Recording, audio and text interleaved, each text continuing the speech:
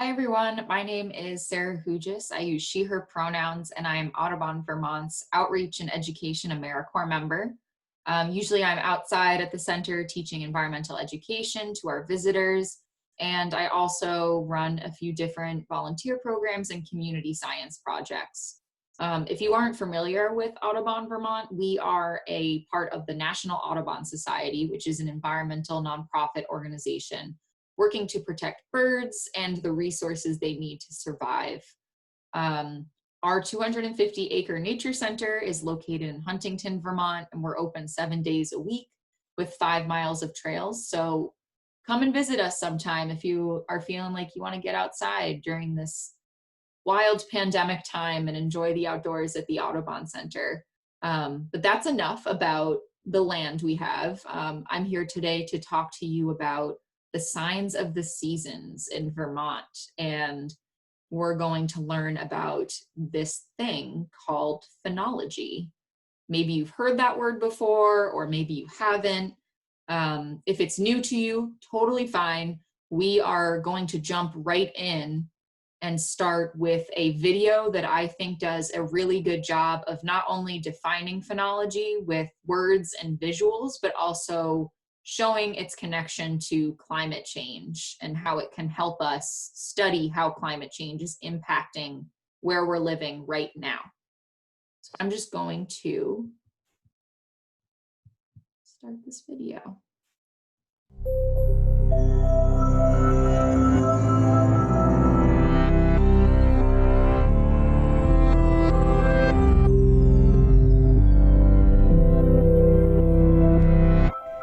Take a look outside a window. What is the season where you are? How do you know? Most likely, you looked at a tree or plant and noticed details about its leaves and assessed the qualities of sunlight streaming outside.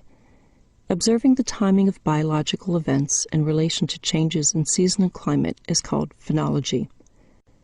When you notice the daffodil buds are poking through the snow and think spring is on its way, you're using phenology. When you see leaves turn from green to red and watch migrating birds fly past and realize that summer is over, autumn is here, you're using phenology. Literally meaning the science of appearance, phenology comes from the Greek words pheno, to show or appear, and logos, to study. Humans have relied on phenology since the time of hunters and gatherers. We've watched changes in seasons to know when to plant and harvest food and when to track migrating animals. Scientists observe and document seasonal changes in nature and look for patterns in the timing of seasonal events. Timing of these natural signs has remained consistent until recently. Increasing global temperature is causing rhythms of nature to shift. Budburst, the day when a tree or plant's leaf or flower buds open, is occurring earlier in the year for some species. For every 1 degree Celsius rise in temperature, budburst happens 5 days earlier than usual. Differences in timing affect not only plants, but the insects and birds that depend on the plants for food. For example, oak trees in the Arnhem forest of the Netherlands now experience budburst 10 days earlier as compared to 20 years ago. New oak leaves are a favorite food of winter moth caterpillars. To survive, the caterpillars adapted to the change in the tree's timing and now hatch 15 days earlier than before. Migrating pied flycatcher birds, however, aren't doing as well. The birds prefer to feed their chicks winter moth caterpillars. The caterpillars are now hatching earlier, but the birds' chicks are not. This delay is costing the birds a food source. The pied flycatcher population has decreased by up to 90% in some areas as a result. Changes to a seemingly simple event, leaves opening, has ripple effects throughout a food web.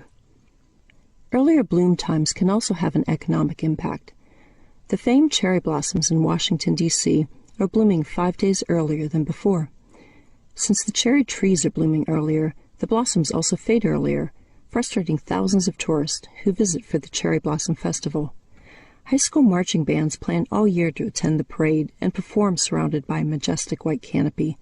How disappointing for them to find, well, trees, rather than the famous cherry blossoms. Plants and animals react to changes in natural light and temperature. Increasing temperatures cause plants to bloom earlier than before and become out of sync with the insects and birds in a food web. So the next time you look out your window and notice what season it is, you may be fooled by those blooming trees. Think of phenology. Then think of how you can play a part to slow climate change.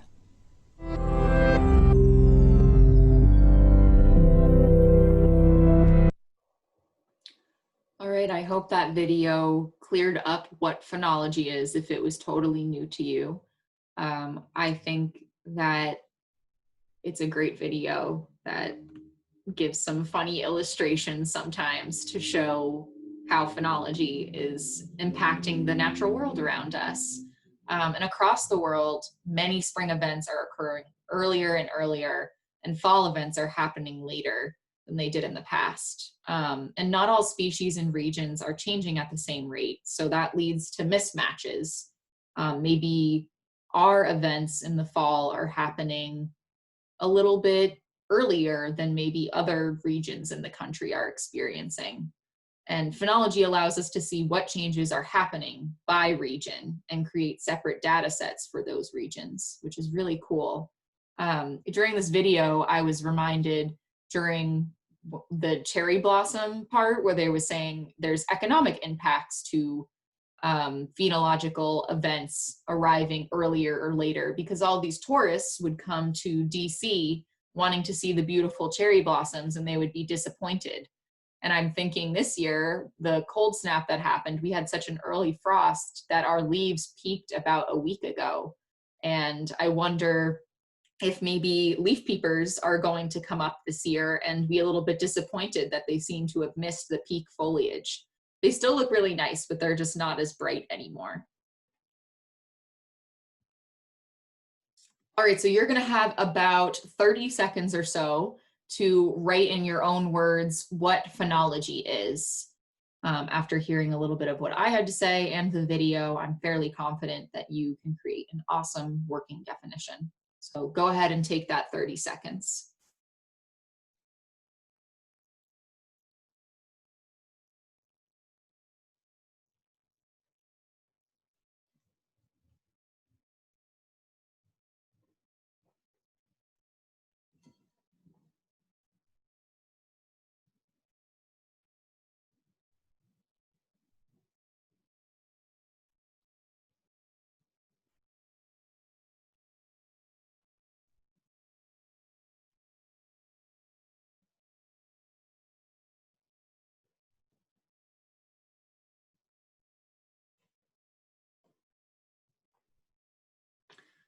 All right. It's okay if you didn't finish your definition. You can always add to it throughout the presentation, but I just hope that you're starting to think about what phenology means to you and how you see it in your own life. I like to define phenology as the study of timing of recurring plant and animal life cycle stages, or phenophases, and their relationship to environmental conditions. Even better is just the science of the seasons, or sometimes I call it nature's calendar. So it helps us see when blooms and buds begin, or when animals are hibernating, migrating, or emerging after winter for the first time. And it really is easy to observe. I bet so many of you are already phenologists and don't even realize that you're studying phenology on a daily basis.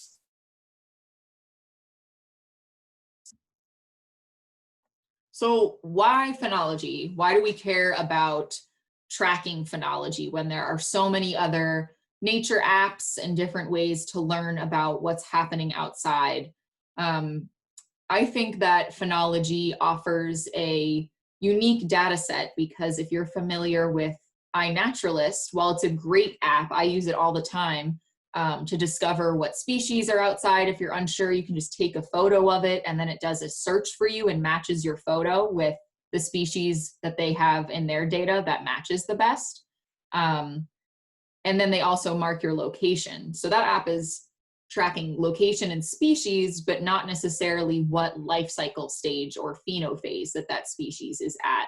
So we know that there's a milkweed plant at the Audubon Center, but we don't know what that milkweed plant is doing. Is it seeding? Is it blooming? Does it have a monarch caterpillar attached to it? So phenology just lets us get a little bit more specific. And in addition to just having a nice data set from phenology, I think that it also helps people like you like connect a little bit deeper to the outside world. I know that when I first learned the names of different trees and birds and really noticed what they were doing at certain times of the year, like as the birds are gathering materials to build a nest, or the caterpillars are hatching from their cocoons, I feel more connected and like I have a relationship to those things. So I hope that phenology gives you a new perspective to look at nature, even if you're already into nature and being outside in all of the natural communities. How do we observe phenology? So before I threw out the word phenophase, and we're going to hear this word a lot today, a phenophase is basically an observable life stage in a plant and animal's life cycle that can be defined as a start and an end point. So some examples that I listed are the first leaves of spring on a maple tree. So there is a clear start to when they are blooming, or budding rather, to when they burst, when their buds burst and there starts to form leaves. And another one is the return of migrant birds. We can tell when they start arriving, when everybody's here, and then when they start to leave again. Same with flowers blooming, birds nesting and singing. Yeah, let's move on. Who observes phenology? Scientists, gardeners, right? It's really important for gardeners and farmers who are taking care of crops to know what growing season their crops will thrive in and what kind of temperatures and weather is not great for their crops. Land managers, educators like me, and of course, you all, you're going to become phenologists today. So just for a moment, we are going to practice brainstorming some phenophases that we observe in the fall. So just take a minute to think of all of the different signs that you use to tell when summer is transitioning into fall. Just make it a bulleted list.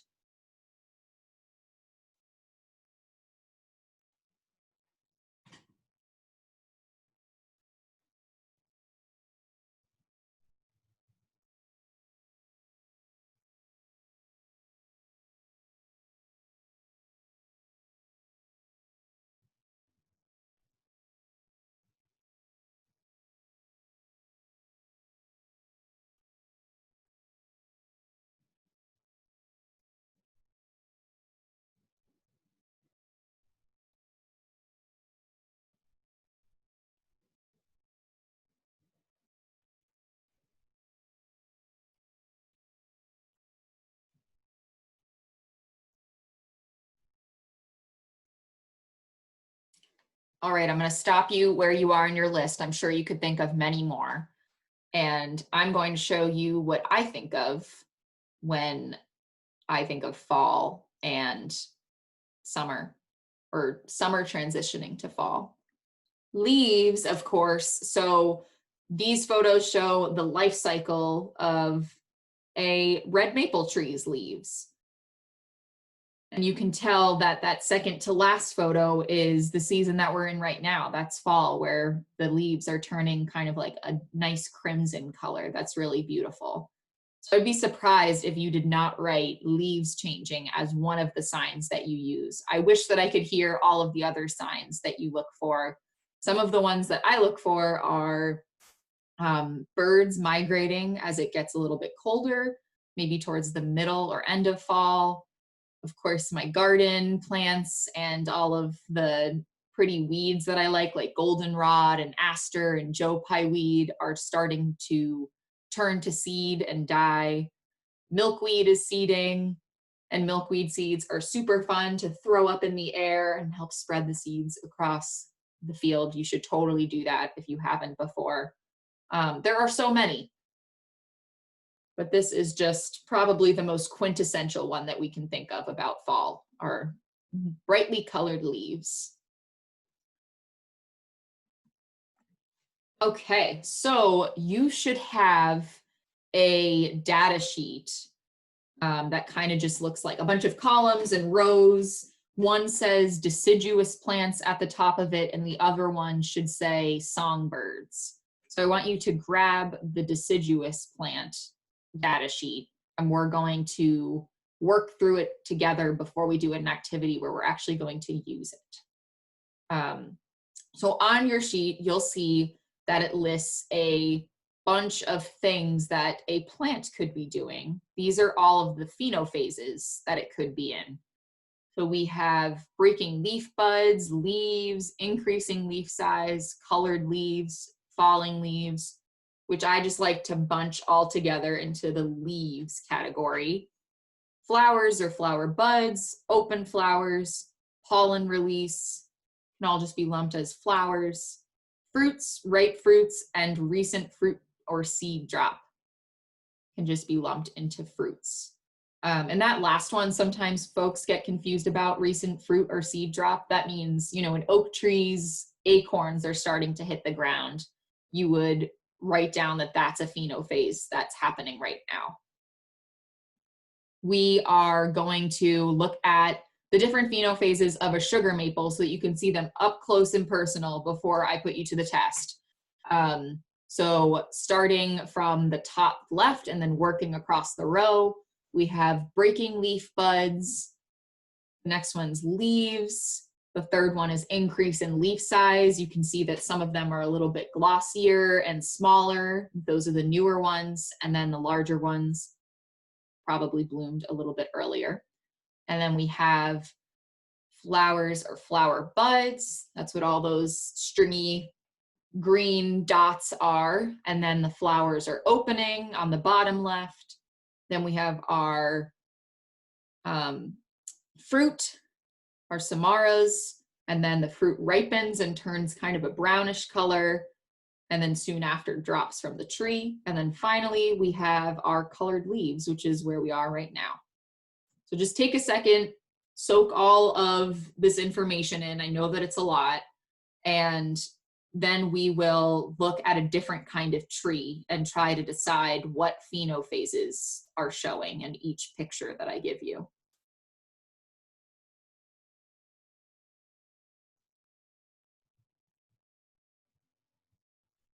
All right, sweet. I think you're ready. So we are looking at a northern red oak. There are 4 pictures. They're labeled with numbers, and I want you to take about 3 to 4 minutes and just go through each picture and decide what phenophase is pictured and what time of the year you think that this is occurring in. And you can write right on your phenophase data sheet if that's helpful. You can label the top as northern red oak and then input these phenophases.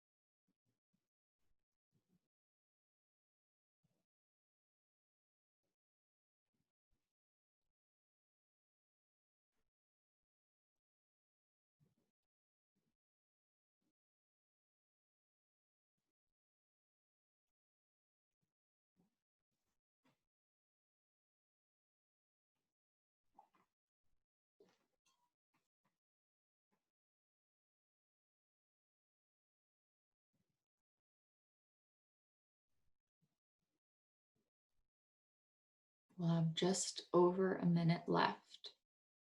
If you're having trouble, try to think about what time of the year leaves start to bud and burst, or when fruits start to develop.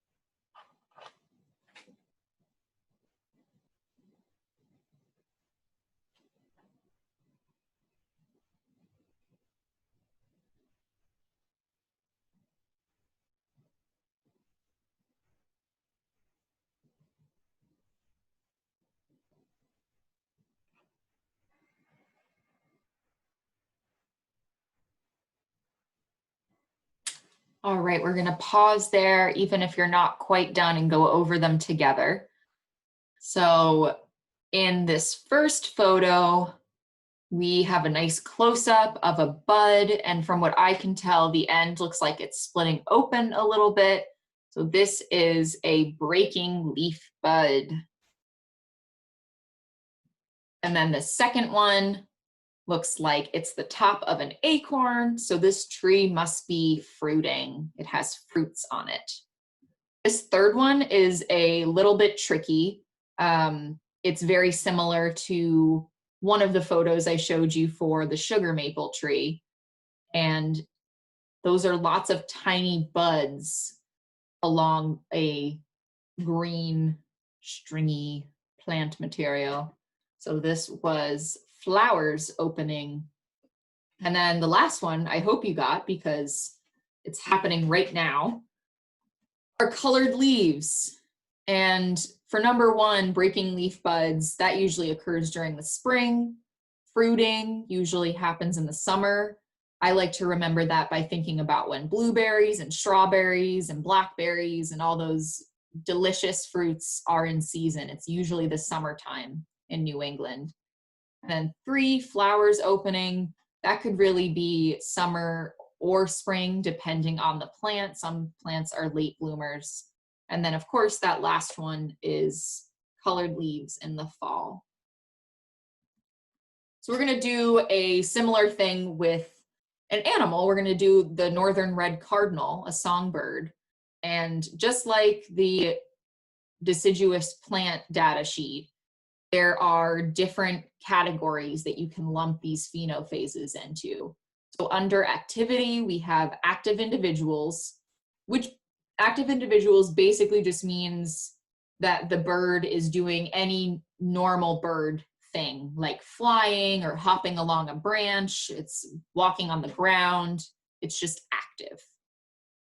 So active individuals, feeding, fruit and seed consumption, insect consumption, calls or song and singing males and mating are underneath reproduction.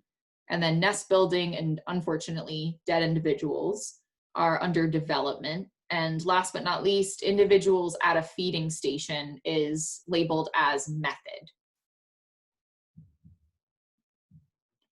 And now we are going to guess the phenophase for the northern red cardinal. So just like the last one, we're going to look at each photo and decide what phenophase is depicted. And you don't need to do the season for this one because I think some of these photos could be a little bit tricky. Although for number 2, if you would like to write the season down, that would be great. So I will give you about 3 minutes, just like last time, to complete this task. Just setting my timer.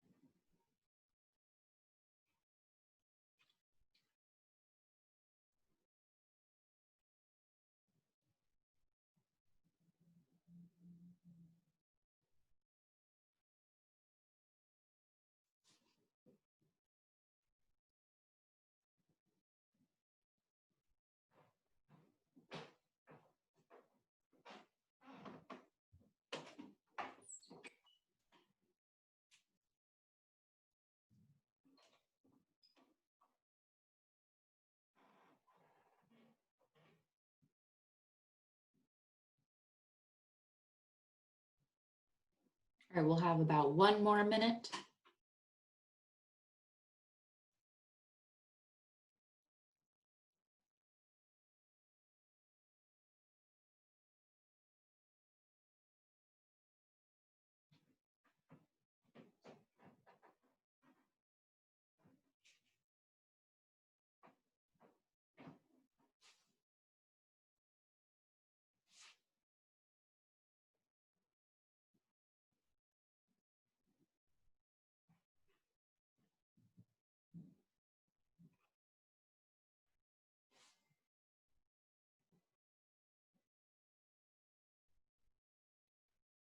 All right, and we'll call it there. So jumping right into this first one, I see a flying male cardinal. So that is an active individual. Number 2, I see a male cardinal again, tending to his hatchlings. That's nesting. Number 3 is feeding on fruits and seeds. And then number 4 is individual at feeding station. And it is important to distinguish between feeding fruit and seed in the wild versus individual at a feeding station, because we want to know that birds are at your observation site because of natural resources or because you are putting something out. Because maybe that cardinal wouldn't normally be in that range and is just visiting because there's a feeder there. So we like to have that data as well. All right, finally, so now we know what phenology is. We did a little practice doing some observations on our northern red cardinal and northern red oak. And now I'm going to explain how you can get started on your own collecting real data. So we use an app called Nature's Notebook. It's a part of the USA National Phenology Network. They're just the organization that started this project and really mainstreamed phenology. So Nature's Notebook is an app, or it's online, it's a website as well. And it's a national phenology observation program in which professional and volunteer scientists record long-term data of plant and animal life stages. People can participate as individuals. You can participate in groups. So you could do this with some friends, with your family, as a class at school. One note I definitely want to make is that if you are 13 or younger, you cannot make your own account. You will need to make one with an adult. And that's no big deal. You can also just use paper data sheets and then have an adult input that for you on an account that they create. And the app will work on any smartphone or tablet that you have. If you don't have access to those, you can just go onto the website, which is down at the bottom. It's usanpn.org/Nature's Notebook, actually, or if you're just going to the website, or /user/register if you're signing up. And here's what the interfaces look like. You see that there's a map that you can pick your locations on, and then you'll have to decide what species you're observing. And we'll jump into that in a second. So choosing your observation site. Your observation site is an area that you will look for your chosen species within. And there are a few guidelines in considering different sites. So the first one is convenience, right? Like you don't want to choose an observation site that's at the top of a mountain that you have to climb for 5 hours. That is not convenient.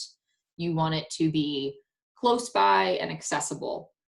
So some places could be like your backyard or the schoolyard or the local park, places like that that are close by.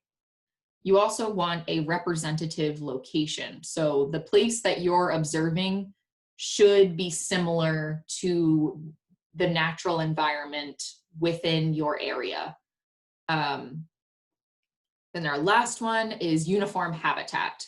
So if you have a property that has both a wetland and forests and grasslands, all of those habitats need to be set up as different sites. So you would set up one for your wetland, one for your forest, and one for your grassland.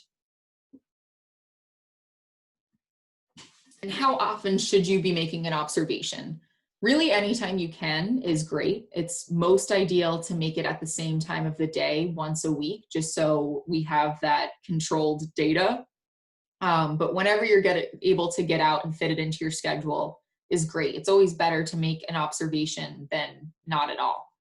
And it's obviously the more